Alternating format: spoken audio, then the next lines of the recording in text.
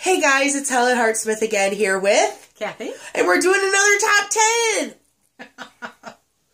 Back by popular demand, more top 10s. Chicka chicka. Kathy, what's this top 10? It's too cold for that kind of enthusiasm. I'm sorry. This top 10 is the top 10 newbie books. Now, this is general. These are top 10 books we think.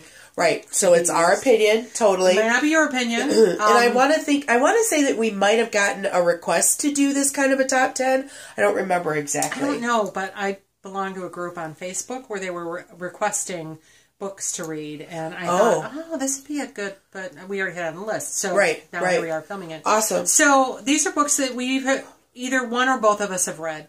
Right. These are books that we use in teaching our own students. Yep. These are books that we recommend. A few of them are like, okay, you got to read this first. Right. And if you're questioning whether witchcraft is for you or whatever, then some of these are good books to read to kind of know, is this what I'm up for? And some of them are not necessarily what you should read first because they kind of go into a little more detail. Right. But it's like your first 10 books you should read. Yeah. I like that. Yeah, definitely. Yeah. Okay, so let's get started. So the first book is Wiccan Beliefs and Practices by Gary Cantrell. This, we've talked about. I know that I've talked about this. I think you've talked about it. It was probably on that top 10 list every witch should have. Books every witch yeah, I think you're right. And I think I've probably even done a review on this book. Probably. I think you did a blog on it. Yeah, something along those lines. I'll take a look and I'll link below what I happen to have done. But good book. This is a great Witchcraft 101 book. Yes. It's a fairly quick read. It's about 150 to 200 pages, so it's not a tome. And it covers a lot of subjects. Definitely. Sabbats, tools, ritual. Yeah. It's like I said, it's a great 101 book, and I know we've talked about it before, so of course it's got to be on this list. Right. So yeah, that's number one. Well, the number one for the list. For the list. The number one that I believe should be read first is our number 2 book. Yes. And that is Mystic Foundations by Christopher Penczak. Yes. Mystic Foundations covers a lot of belief systems. So it doesn't just cover witchcraft. It covers Buddhism and some Christianity and just a whole wide variety of belief systems that lean toward the supernatural or the mystic. Right. It's kind of, the book was designed as a way of kind of introducing you to a lot of different thoughts and ideas. Right. To kind of see where is your headspace at and to kind of say, okay, well, if this is what you're thinking, then it's putting a name. It's putting a name to it. So, does this one resonate with you? Well, you should explore this more. Right. And there's some prayers and some meditations in there too. Right. For the various belief systems. It's very, very informative. And if you're questioning your I don't want to say religion, because at that point it's not what religion. Your path is. Yeah, if you're questioning your path, if you're questioning your beliefs, that's the first one to start. To check out. Yes, for sure. Now, the next, do we want to just talk about 3 and 4 together? Sure. So because they kind of go together. Exactly. So 3 and 4 are Wicca, a guide for the solitary practitioner, and Living Wicca, a further guide to the solitary practitioner. And those are both by Scott Cunningham. And so, of course, okay, the title says solitary practitioner. Right. So, so it's designed for someone who's kind of on their own and following this path of Wicca on their own. And this is someone who has decided they want to be Wiccan, want to be a witch. And this is basically a how-to guide on doing that. Definitely. And it covers everything that the Gary Cantrell book covers, the sabbats, rituals. It goes into a little more detail because it is 2 books. Right. So very, very informative, very interesting. There's some short rituals in there. Right. There is the consecrating tools. Yep. I still use that same one today. There's a self-dedication in there, which we both did together, and stuff like that. And so it's just a really good general information And it's a good reference book, too. Yes. I want to say that I read both of those prior to the Cantrell book. Yes. And I had the Cantrell book prior to Mystic Foundation. Yeah, Mystic Foundations kind of came in a little bit later. Right. For us, anyhow. Right. But very solid. But Scott Cunningham, I mean, you can't go wrong. I don't think the man wrote a bad book. Yeah, you can't go wrong. So, definitely. Yeah. All right, so there's those two together. You. So, the next book, number 5 on our list, is The Circle Within by Dianne Sylvan. And this is a book that we read as a coven. Yes. And so, The Circle Within... sorry. So, we kind of talked about how to bring... your beliefs into your daily practice. Right. It was very much about daily practice. It talked about meal blessings. It talked about greeting the different times of the day. The dawn, noon, evening, things like that. So really bringing the sacred into your everyday life. Exactly. Every minute of every day. Exactly. Really great book. And Dianne Sylvan is a really fun author. Oh, she's hilarious.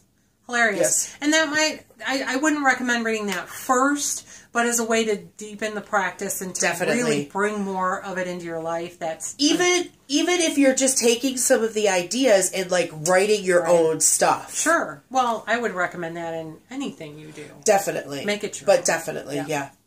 All right. Okay, number 6 is Coventry Magic. Now, this is something that we read as a coven recently. And, oh my gosh, there was so much we learned out of that book. I mean, we knew a lot of it, but yes, it's candle magic, but it's also how to do magic. What are the steps? You do this first, you do this first, you do this next, you do this next. Right, and if nothing else for us as, practiced witches, it was a great refresher on some ideas. Yeah, and it really spelled out the steps in a very good way. Definitely. That I don't think we'd seen before. Right, and it also, she has a section that deals on different aspects of candle magic and what it means. So what does a flickering flame mean? What does a high flame mean? If your wax does this, what does it mean? Yeah. If if this happens, what do you do? Just so interesting. It was good. Yeah, it and was then there's really the good. whole section on correspondences too. Yes, her section, really her good. correspondence work is very.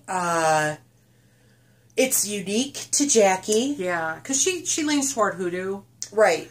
And she also does convocation, and she is awesome. Great teacher. Very, very. I think there's some stuff out there on YouTube that you can find. I believe she's got her own YouTube channel. I think in the past year or so, the content, she's actually added a lot of stuff. Because I think she recorded some stuff at Convocation last year and stuff like that. I'll try to remember to link that in the box below to check out her channel. So good. And of course, Jacki is the owner or part owner of Coventry Creations, the candle line. So and she has the candle wick shop in Ferndale. Yes, great lady. Awesome store. It's really great.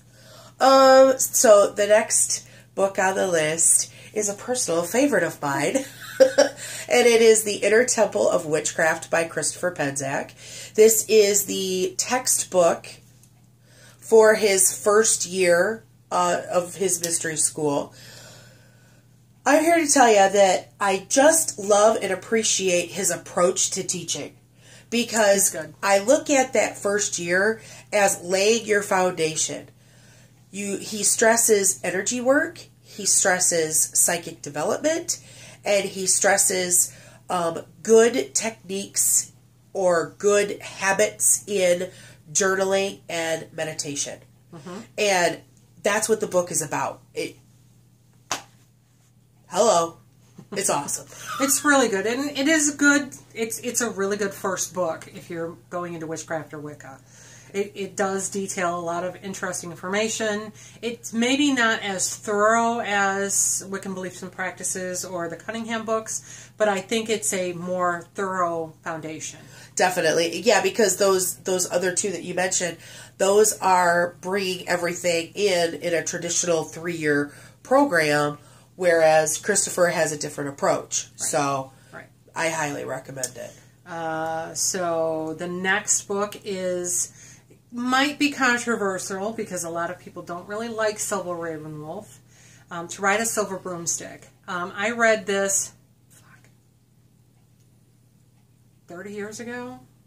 And this is one that I have not read. Yeah, I read it when I was first getting into witchcraft, back when I was 21 or 2. Oh, God, I just dated myself. And It wasn't me. I thought it was very, very interesting. Yes, it's very simple. Yes, it's very much geared toward the newbie and maybe the bunny witches, the happy bunny witches. But honestly, for its time, it's what there was. There's this one and the next one that I'm going to read are two that I read back when I was 20. Before we met. Yeah. Long before. Way before we met. It's like 7 years before we met. Yeah. 8 years before we met. But I found it to be very, very interesting. There's a self-dedication in that one, which is one that I did. Oh my God, I was terrified because this was way back before I knew anything. And I waited till nobody was in the house, or the kids were sleeping and Randy was gone. And it was dark and I just had a candle lit on the kitchen table. And I was like, oh my God, I'm going to get busted. But this really means so much to me. I have to do this. Right. But, that's what we had back then. Right. And here's how I try to look at things, and maybe one day I will read it, but here's how I look at it. Yes, Silver Ravenwolf, in modern circles, she might be kind of foo-foo bunny. And she's commercialized. Right? However, this is part of Wiccan history. Yes. And so she is an elder, and for good or for bad, it's worth it to know what her experiences were. And I really believe that there's a lot of worth to her writings. I think there's a lot of value to it. And, I mean, not every author... Didn't she just release a new book this year? I don't know, but as soon as we stop recording, I'll look. But I think there's a lot of value, and not every author writes for every person. Right. I wouldn't recommend to write a silver broomstick to the same person. I would recommend Temple of Witchcraft, because it's a different type of person who would be able to get the value out of the book. Right. There you go. And, 30 years ago, that was me. That was it for me. Right. If I had not read it before, I probably wouldn't read it now, but I found a lot of value in it at the time. All right, so the number 9 book is The Body Sacred, and this is another book by Dianne Sylvan. Right. Now, again, this is another book that we read as a coven together. This is a book that is very much geared toward women. I think necessarily... she's an author kind of geared toward women. Right, but The Circle Within definitely had some habits that were universal for men and for women. But The Body Sacred is definitely about being a woman and how witchcraft works for a woman and different things like that. Now, okay, let's preface all of that by saying she's not Dianic. Right. Was there talk about like menstrual blood in her? There might have been a little bit. Seems like, but it wasn't much. But it's not Dianic in nature. It's not about eliminating or removing the god from your practice, but it's about the sacredness that it is to be a woman. Right. I think there was some talk of the god in her writings. Right. But it was how the god relates to a woman. Right. It's definitely for women. Right. So I found the book very interesting. There were some parts that I was not necessarily connecting with, but that's okay. Yeah. I don't have to connect to all of it. Very good. It was, again, her humor showed through. She's a very funny writer. I think I read her and I think this is how she would talk to me. Yes. If we were sitting and talking together. Yeah. So I appreciate that about an author. Very good. So yeah. And then the last book is probably another book that I would recommend to be one of the first ones to read after Mystic Foundation, if one had decided then to go into witchcraft.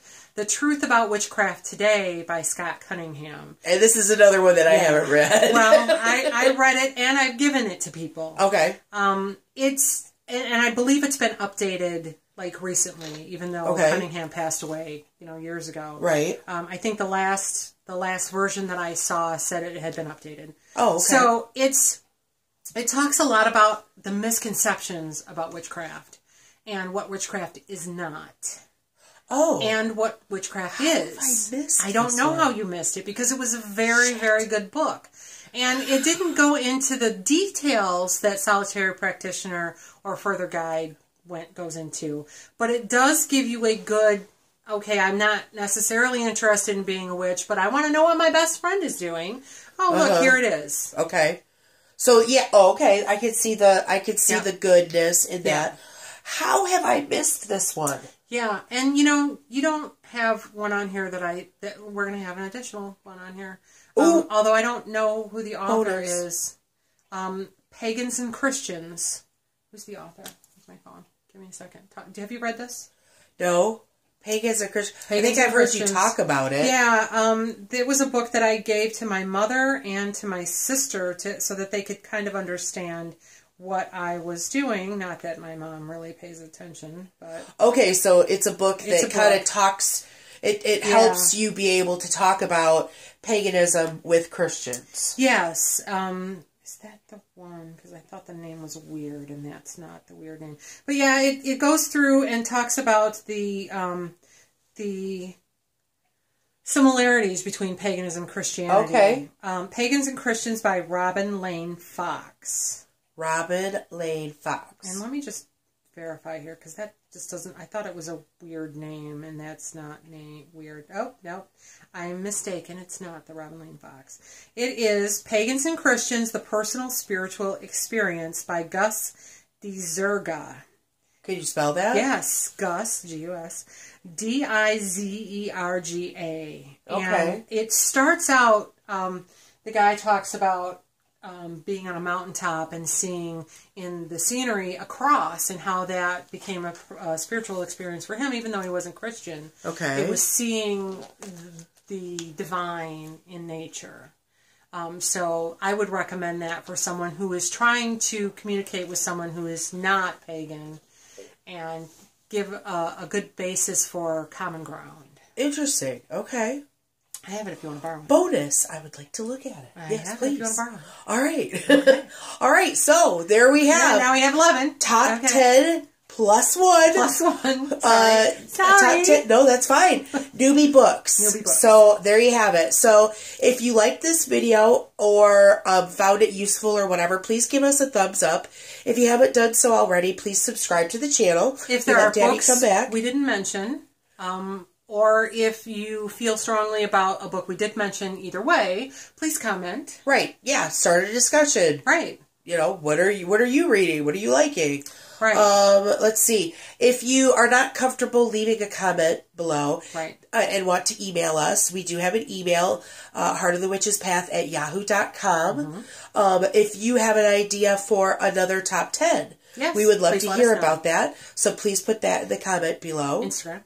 I also have an Instagram, Heart of the Witch's Path at the Instagram. We have fun over there, post some fun things.